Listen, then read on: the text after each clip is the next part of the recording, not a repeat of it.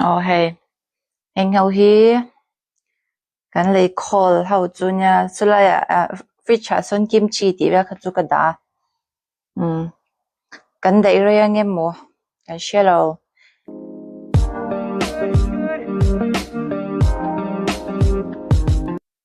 hello guys cái channel mình lâu thử sắc tu giống giống tên giờ vài chỉ bảy lẻ về của lệ ole tuần chung chu hey Chinese food shopping hall cái này đó na chỉ đăng điệu hết tuần chung chu makeup làm bằng lâu điệu in lâu hay mi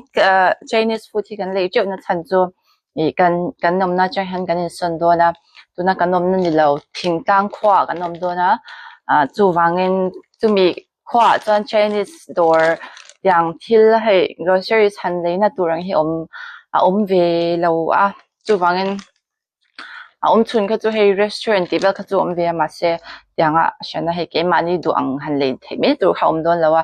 chu wangin tun chu ma hianin he ni rei tak kan dai turang kha kan le khol chawa chu tun chu ma han karon tilang do na ni masabera chuanin sauce lampang atang han kan na chana hey bungra hi kan nga reu rawa han in son do ne chuan akum lo ve chuan chu wangin hey sauce lampang arit lampang he chu kan lei tam lu tuk thei lawa masabera chuanin hi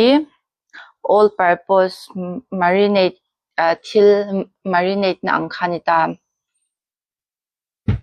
chuan anexa chuan hi chu kan shiva kang Mizoram ma pom china laugan ma chili oil ang khani ta ni chuan hi spicy sauce hi bulldog chicken spicy sauce ang sauce top khan ta ni thak de wang khamo chuan hi mi tui kan ti top ta chu me kan siam hianin kan tel nge chin ni hei chu in lo noodles ne na e lo kha chan chu in hei thak over ang khan om lo ta e thei viao chu me vela han e han tui hi khat ni thum li nga ruk khi kan le khol ani chuan hi laugan ma chi dang chi bok chuan hi light soy sauce chuanin hi hot chili soy sauce Chinese product here ni ta hetia ron ti lang lo hanin dot le hi tomato flavor hot pot soup base ana Chinese rem khop me chuan hei po hi chu me siamat pol chi thau dot le hi hei ni ta hei po hi seasoning Chinese lampang til hi tui hi kan tia kan ngai sanga heng lai chon hei ni boka seasoning thau ta hei ni china miang ka hei tui top boka hei chu hei hi kan hlau top ani chuan hei ni boka heng zong hi how hi seasoning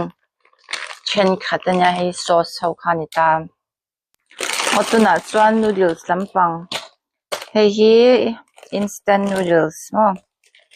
hi nya hei ni boka ming hi chu an chiar thiam chuang lawa chiar boy kher lo me ang hei ni boka chuan hei hi thingpui hang hei hi chu ngor premium olong ti ni hi chang hi zan lama in hi atuya hei po noodles chuan hei thingpui le tho hei hi eng ti nge ni ve iron buddha ti ni boka hei thingpui hang tur bok hei kan in ni nok rem rum lu tu ka hei kan in pek cheu to achwa hei hi seaweed original seaweed ania chuan hei hi noodles bok noodles ti sang Chinese door hi hei lian pui ama ki lai khan chu ta chuan thil tlom lu tu ka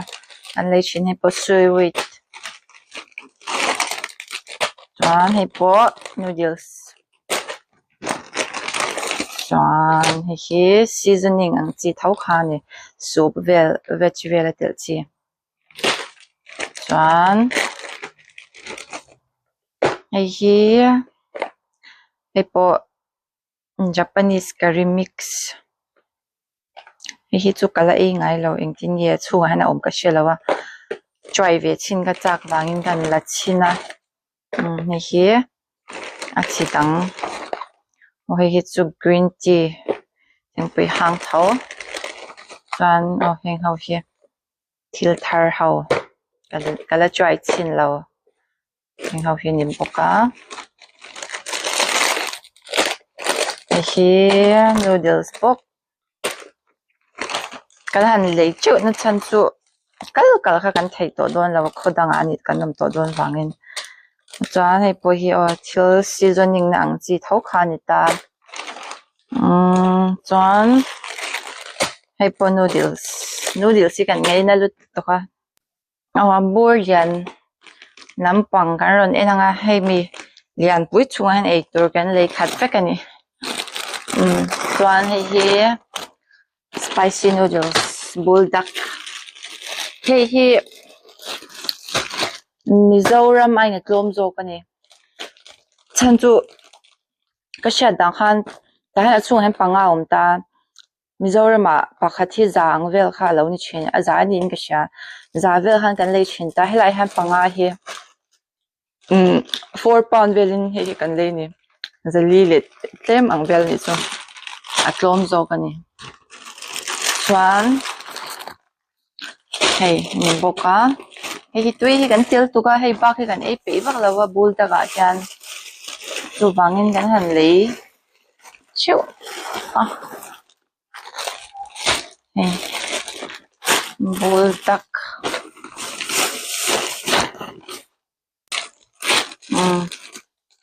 kha bul tak khau chu alo ni ta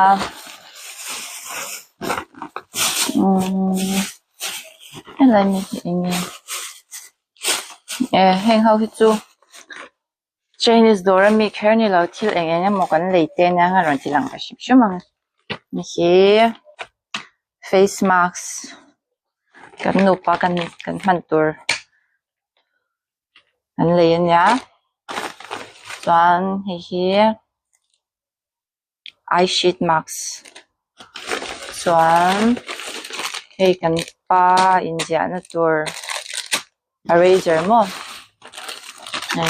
ani point lei khola yang vel chu hmuna zen om don thawa ma se hela hianin pound len ti te thil atlom na om wa han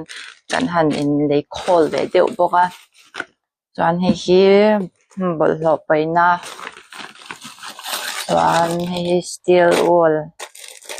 in person hlom khop me bu in kan bazar na chu chuan hi body spray tur ten le ya chuan scrubber thar ga lei boka chuan ai kan pa in perfume tur set in a leya chuan engela hei stay free te kan in lei khol le boka tang ang vel hi le hi pe om lawa an bazar hi chuan lei deuh chok mai zel hi thani hei eng ho hi kan lei khol ho chunya chulaya fridge ha son kimchi ti ra kha chu ka da kan dei ro yang emo kan shelo ei hi kan du nu pal tu ka odot le chuanin ei tur lampang ni lo cheng khat dora winang kal le ta chuan eng thil nge kan lei ti karon hmul tir le don cheu ni tu na chuan cheng khat dora mi cheng khat dor ti khan ma dei po kan kal to na charity shop thil tlom deuh na khan ta hei hi t-shirt chicken leya hei hi in ang couple t-shirt turin kan leya kanin ngai zon tirte in ne chahen couple t-shirt hi kan lo le nei reng lo me hei chu ma se second hand ani lawa ready made ania hei chu cheng khat ai nan ti tau ve dewa 1.99 an tia cheng he chu tling tang lo hei le hi couple t-shirt turin kan lei ni chuanin next chuanin kan t-shirt lei ho karon hmu le don chu hi cheng khat man keima t-shirt tur ka lei anya chuan hei po hi cheng khat tho hi keima ta tur tho hei alian don to kha ka nom don tun chum hei tunang lai summer chuan ha ka nom don ni o hei hi kan pa ta tur samuel ta tur anya hei poi cheng khat man than hei poi t-shirt cheng khat man tho chalom hle ni mam hei hi keima ta le tur cheng khat man o hei hi summer dress anya hei poi cheng khat man tho ani thar chat to pa he nom don ha ka nom don tu but nen achunga engem mo han hai lam mo hei lai chuanin summer a po hianin tiang bul tung tung tu ka chwa hi chu avata achunga amo hak tho anga ya ma se hei moi ve shim shim ani chuan o hei bed sheet hi exam nge kha bed sheet hi achu cheng ni ni em o hei hi hei lai chuanin mattress hi hei an mattress ang hi cha theilu tu kan ni chu wangin hei mizoram kan man tlak pui chin ang tia a plain ang top hi chu han muthianin hei asira han ti nge kha har theil tu ka chu wangin hei hetiang asira a rubber tia a ribbing omang chi hi man nuam bera tiang ang hi kan nei lawa pakhat chau kan nei a chu wangin hei a spare tur kan leya hei a var mo a var hi man hi nuam bera chuan hei hi ni boka nei a sendang bedsheet tho chuan hei a grey engawi cheng ni vekin kan le chakhop mai chuan hei hi kan pa ke kor tur hei thar chalot tuk ke kor dum cha ka nei to la ve tia hei a dum a thar chal tuk hei jeans ani lawa na han thopui ti bel nan pun tlang do na a ke kor cha dum khan na thopui na man mang char char lo ha che to lu tu ka chu wangin a thar kan han le nia cheng ni bel nin ka sha a po kha a man tha ka chang to lo cho hei kan pa jacket tur chadeu me cheng so min lo ma hei hi chu ei anal ve ema a thar em wa han man hi atlom thei lo chim chima ei nal khop me tuna kan lo ha chin don ni o kamai khi ati jet ka hlau se chu wang ka zip kher lo me yang ei hei cheng so mani india poisa chuanin sang khat le tlem vel ni chu moi khop me hei lai anga chuanin ready made chu cheng so min kan hu don lo shim shima chu wangin tuna kan bazar na a hi chuan hei thil hi tloma o khati zong khat kan voina kan bazar kan thil le ho chu nya engoro thil pahni color soi mai hey body lotion le moisturizing cream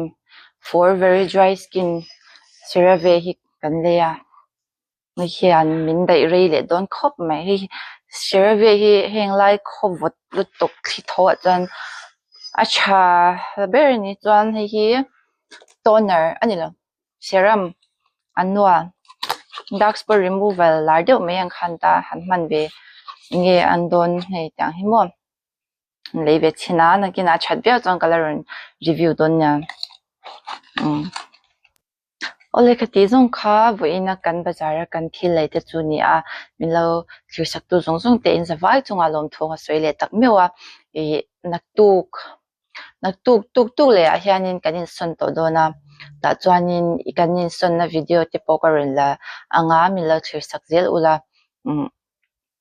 ai khopuya kanom to don lawa thingtlang ang dewa kanom to dona ma se henglai chuan Scotland a chuanin thingtlang a hen tourist an tam zo ka khopuya hian chuwangin hei na mundanga na kan thok to dona chuan khami kan kalna te le a hmun te khatiang kan journey kha karon vlog zel dona chu chumi lo thir sak cheu don nia in zawai chunga lom thu ka soya ka channel hi min lo like subscribe sak turin karon yen le puk cheu ni e in zawai bye bye ule